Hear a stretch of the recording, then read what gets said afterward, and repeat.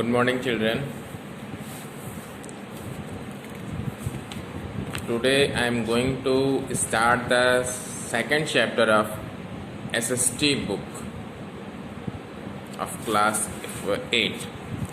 The name of this chapter is Establishment of Company Power. Establishment का मतलब होता है कि किसी भी व्यवस्था को स्थापित करना, कंपनी पावर। भारत में जब विदेशों में इंग्लैंड से, फ्रांस से, तमाम यूरोपियन कंट्रीज से भारत में व्यापार करने के लिए कंपनी बना करके यहाँ पर उन देशों से भेजा गया था लोगों को, इसीलिए लिखा जा रहा है एस्टेब्लिशमेंट ऑफ कंपनी पावर। वही कंपनियां धीरे धीरे भारत में पहले व्यापार करने के बहाने आईं और व्यापार के साथ साथ में उन्होंने अपना पॉलिटिकल पावर यहाँ पर धीरे धीरे बढ़ाना शुरू किया और भारत में अपनी सत्ता स्थापित कर ली। तमाम कंपनियों ने अपनी सत्ता स्थापित करने का प्रयास किया, लेकिन सबसे अधिक फ़ायदा अगर किसी को हुआ या सबसे अधिक अपना ग्रो कोई देश कर पाया तो था इंग्लैंड। सबसे पहले यहाँ पर कंपनी किसकी आई? पुर्तगालियों की, फिर डच की, फ्रेंच आए, फिर अंग्रेज़ आए। लेकिन अंग्रेज़ों ने इन तीनों को मुकाबले से बाहर कर दिया अपनी योग्यता से, अपनी पॉलिसीज़ से। तो आज हम आप लोगों को इसी चैप्टर की शुरुआत करने जा रहे हैं। The Indian and Arab traders used to conduct overland trade with many countries including Europe. The first direct sea route from Europe to India via the Cape of Good Hope was opened by Vasco da Gama, who reached the coast of Calicut in May 1498. सन 1498 यानी 1498 में Vasco da gamma नाम का एक आदमी भारत में, Europe से पहला आदमी भारत में पहुंचा। वो केप ऑफ गुड होप होते हुए पहुंचा। तो इस तरीके से यूरोप के लोगों के लिए भारत का रास्ता पहली बार खुला। अरब के भी जो व्यापारी थे और भारत के जो भी व्यापारी लोग थे वो इस रास्ते से हो करके दूसरे देशों में व्यापार करने की शुरुआत उन्होंने वास्को डी गामा के आने के बाद में समुद्री मार्ग से उन्होंने व्यापार करना शुरू किया। समुद्री मार्ग से व्यापार करना आसान इसलिए था क्योंकि बड़े बड़े जहाज़ों के द्वारा वो अपने सामान को यहाँ पर लाते थे और यहाँ से सामान ले कर के जाते थे। तो इस तरीके से जो ट्रेडिंग का काम था वो समुद्र के मार्ग से ज़्यादा आसान था। स्थल मार्ग से यानी सड़कें तो थी नहीं उस समय, ज़मीन के द्वारा अगर उनको व्यापार करना होता तो उसके लिए उन्हें तमाम घोड़े, हाथी और इस तरह के जानवर रखने पड़ते, जो कि उतना अधिक कन्वीनियंट नहीं था। पानी के जहाज़ में सारा सामान लाद दिया और पानी का जहाज़ आराम से धीरे धीरे लेकर के वो चले जाते थे, जो ज़्यादा आसान था व्यापार करने के लिए। दस begin the direct trade between the countries of western Europe and India. और इस रास्ते के खुलने के बाद जो पश्चिमी यूरोप था और भारत के बीच व्यापारिक संबंध बढ़ने लगे। Vasco da Gama had come to India as the representative of the king of पुर्तगाल। जो वास्को डी गामा था वो पुर्तगाल के राजा का प्रतिनिधि बन करके भारत में आया था। Thus the Portuguese were the first European nations who settled down in India as traders. इसलिए हम जानने की बात है कि यूरोपियंस में सबसे पहले भारत में व्यापार की स्थापना किसने की? पुर्तगालियों ने की। ये क्वेश्चन बहुत इंपॉर्टेंट है। आप जब आगे चलोगे आपके कॉम्पिटिशन्स में आ सकता है कि भारत में सबसे पहले किस यूरोपियन कंपनी ने यूरोपीय देश ने सबसे पहले व्यापारिक संबंध बनाए। तो पहला उसमें नाम क्या है? किसका नाम है? पुर्तगालियों का। पुर्तगाल जो यूरोप में एक देश है उसने सबसे पहले अपने व्यापारिक संबंध भारत से स्थापित किए। They enjoyed monopoly of Indian trade all throughout the 16th century, ठीक है। और 16th सेंचुरी तक उन्होंने, उनकी अपनी मोनोपोली थी, वो आराम से व्यापार करते थे, उनका कोई कंपटीटर नहीं था। It was not only due to the fact they were the first to come to India, but also that the Pope Alexander IV had granted them a decree in 1492 and no Catholic Christian dared to challenge this decree. इसका reason एक यही reason नहीं था कि सबसे पहले वो आए, उसके अलावा पोप अलेक्जेंडर फोर्थ, पोप क्या होता है? धार्मिक गुरु होता है, जिसे धार्मिक गुरु कहते हैं। वो उसने पुर्तगालियों को आदेश दिया था कि केवल तुम ही भारत में अपना व्यापारिक संबंध स्थापित करोगे और दूसरे किसी भी कैथोलिक, क्रिश्चियंस में कैथोलिक क्या होते हैं? एक शाखा, एक ब्रांच होती है जो, तो उसमें जो किस धर्म की ब्रांच होती है? ईसाई धर्म की। जो क्रिश्चियंस होते हैं, क्रिश्चियंस के जो धर्म गुरु होते हैं उन्हें पोप कहा जाता है। क्या कहा जाता है? पोप। जैसे यहाँ के हिंदुओं के धर्म गुरु को क्या कहते हैं? शंकराचार्य कहते हैं। वैसे वहाँ का जो ईसाइयों का जो धर्म गुरु होता है उसे पोप कहा जाता है। तो पोप की आदेश को ना मानना किसी भी दूसरे आदमी के बस की बात नहीं थी। जो कैथोलिक्स हुआ करते थे, कैथोलिक उसकी बात का उल्लंघन नहीं कर सकते थे। वो डरते थे कि कहीं इससे हमारा बहुत बड़ा क्षति हो जाएगा, गॉड हमसे नाराज हो जाएगा अगर हम पोप की बात का उल्लंघन करते हैं, क्योंकि पोप क्या मानते थे कि ईश्वर का प्रतिनिधि है। किसका प्रतिनिधि है? ईश्वर का प्रतिनिधि है, इसलिए इसकी बात का उल्लंघन हम नहीं कर सकते हैं, ठीक है। इसलिए वो खुलेआम पुर्तगालियों ने एक छत्र राज किया यहाँ पर व्यापार में।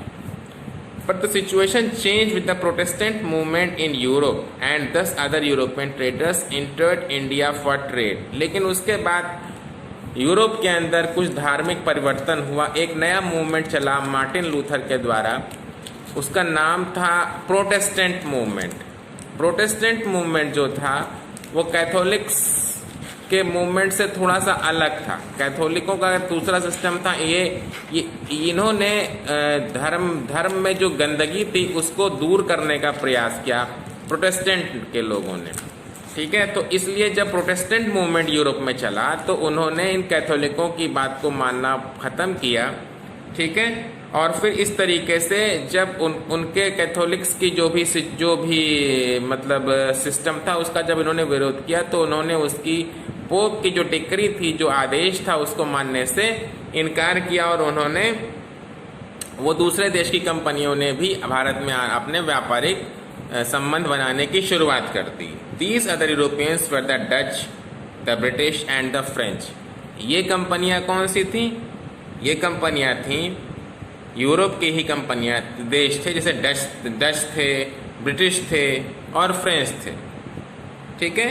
The east India company got the island of Bombay from British king Charles II, who had got the island as a wedding gift when he married a Portuguese princess.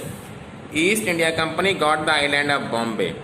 East India company को बॉम्बे जो था वो दहेज में from British king, ठीक है, Charles II। जब British king Charles II की शादी किससे होती है? द आइलैंड, हाँ, पुर्तगालियों के वहाँ उन्होंने जब शादी का संबंध स्थापित किया तो पुर्तगालियों ने उनको बम्बई दहेज में गिफ्ट किया, ठीक है। The Europeans came to India primarily for the purpose of trade.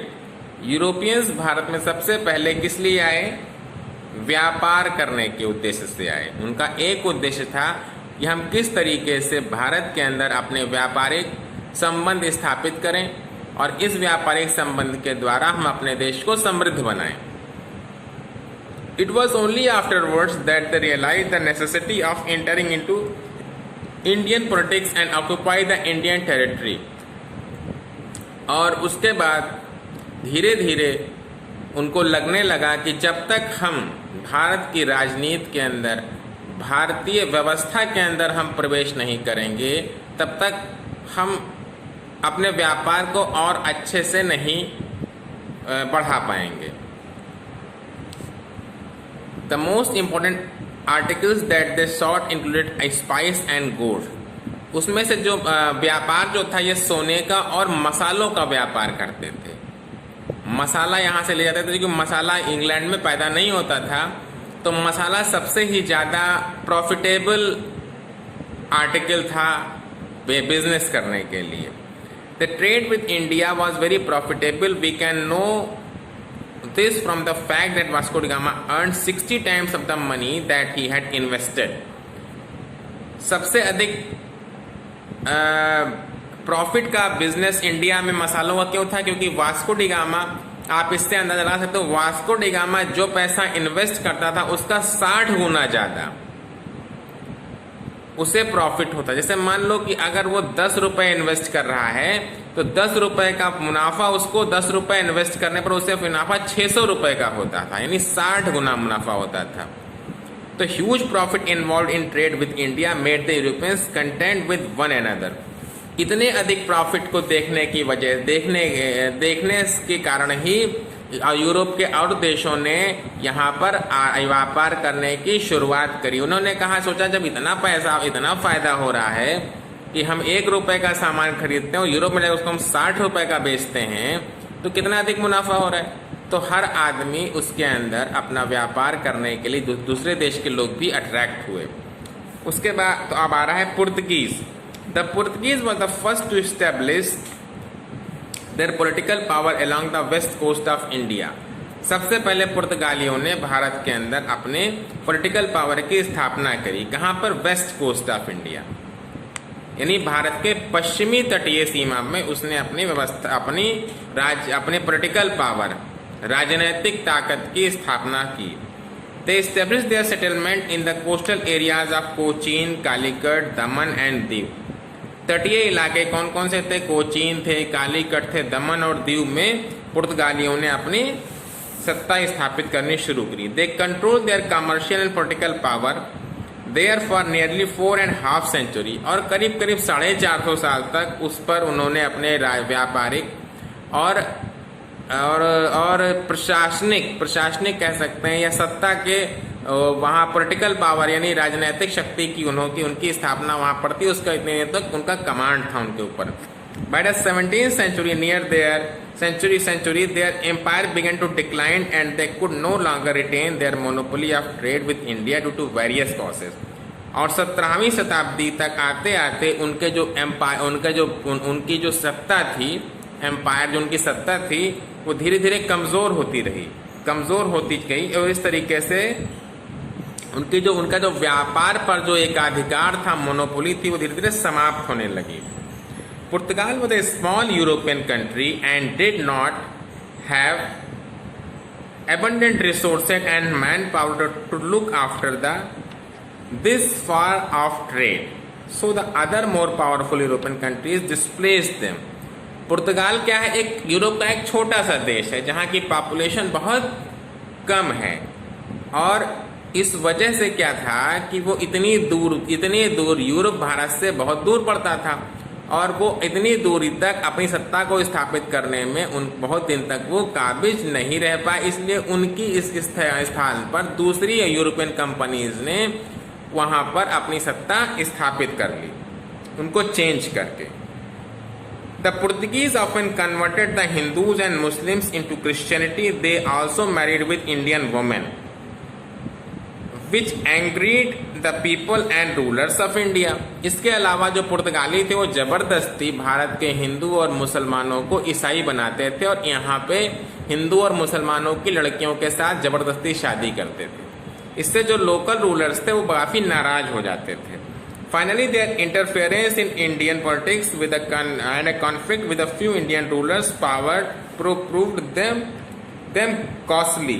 और उसके बाद में तमाम भारतीय रूलर्स थे, उनके साथ उनका ये जो तनाव था, जो कॉन्फ्लिक्ट था, वो उनके लिए बहुत ज़्यादा महंगा साबित हुआ, और उनकी जो सत्ता थी यहाँ से धीरे धीरे कमज़ोर होती चली गई। अब दूसरा आते हैं Dutch. The Dutch were the next to reach in India in 1595। 1595 में 1498 यानी 1419 में कौन आए? पुर्तगाली आए। और 1590 यानी करीब 95 ईयर्स के बाद में जो डच थे वो भारत के अंदर उन्होंने अपने पैर रखे। They formed their company in 1602 and established trading centers at Surat, Baloch, Bombay and Ahmednagar, Ahmedabad in Gujarat, Cochin in Kerala, Nagpattinam in Madras, Machilipatnam in Andhra, Chinsura in Bengal, Patna in Bihar and Agra in Uttar Pradesh. यानी इतने जगहों पर डचों ने 1602 में अपनी trade की स्थापना की। They establish their first factory at Machilipatnam then Chinsura. सबसे पहली अपनी उन्होंने फैक्ट्री मछलीपट्टनम में स्थापित, उसके बाद चिंसुरा में स्थापित की। Pulicat and Surat. They exported indigo, silk, cotton, textile, saltpetre and opium from India. वो भारत से इंडिगो यानी नील ले जाते थे, सिल्क ले जाते थे, कॉटन के कपड़े ले जाते थे और यहाँ से ओपियम यानी अफीम लेकर के जाते थे। However, the Dutch did not try to gain political advantage here.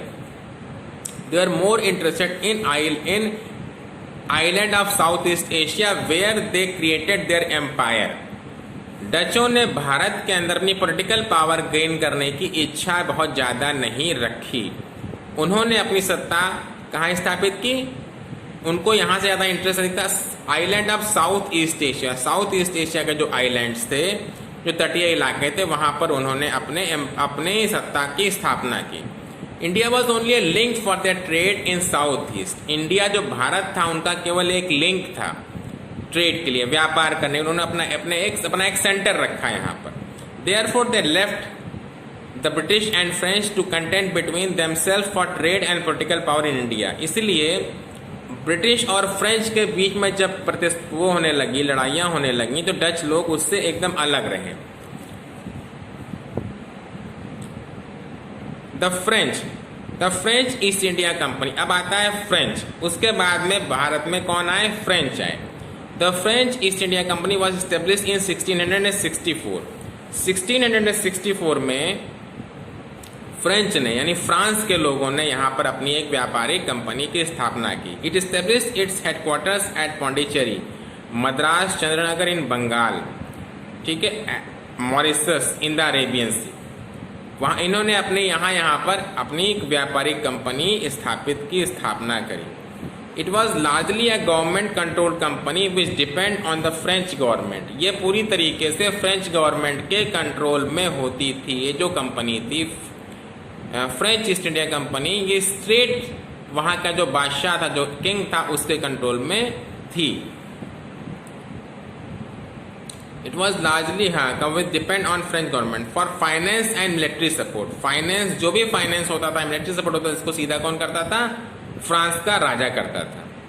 During the time of the French governor Joseph Dupleix their rivalry became very intense.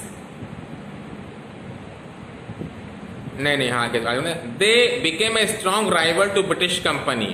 और ब्रिटिश कंपनी क्या थी? ब्रिटिश कंपनी से उनका बहुत ज़्यादा प्रतिस्पर्धा थी, ठीक है। और जब जोसेफ डुप्लेक्स, जो कि जिसने उसने गवर्नर को बनाकर कंपनी ले भेजा, उसके टाइम में जो कि जोसेफ डुप्लेक्स क्या था? बहुत अधिक महत्वाकांक्षी था। तो उसकी इस महत्वाकांक्षा की वजह से अपनी स्थिति को मजबूत करने का उसको संघर्ष किससे करना पड़ा? अंग्रेजों से, क्योंकि अंग्रेज लोग भी महत्वाकांक्षी थे और वो अपनी सत्ता को बढ़ाने का प्रयास कर रहे थे, और इधर ये जो फ्रेंच थे ये अपनी बढ़ा रहे थे। तो डुप्लेक्स के टाइम में दोनों के अंदर क्या हुआ? संघर्ष हुआ। However, they paid less attention to trade and more attention to politics, which resulted in 3 wars against the British. उन्होंने क्या किया? फ्रेंच ने क्या किया? व्यापार पर ध्यान कम कर दिया और पॉलिटिकल पावर को बढ़ाने का प्रयास ज़्यादा किया। उसका रिजल्ट क्या हुआ? उनके पास पैसे की कमी हो गई, और जब पैसे की विदाउट मनी कोई भी आदमी ताकतवर नहीं हो सकता है। किसी भी तरीके से ताकतवर अगर उसे होना है तो उसको पैसे से मजबूत होना पड़ेगा। और जब उन्होंने अपने व्यापार पर ध्यान कम कर दिया तो पैसा ऑटोमेटिक उनके पास आना बंद हो गया, और फिर वो धीरे धीरे कमज़ोर पड़ने लगे। These 3 wars famous in history, Karnataka wars.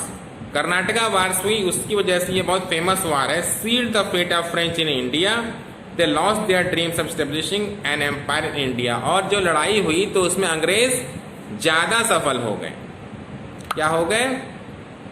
ज़्यादा सफल हो गए, और उन्होंने अपनी कंपनी यहाँ पर स्थापित कर ली, और फ्रांसीसियों को अपने आप को विड्रा करना पड़ा।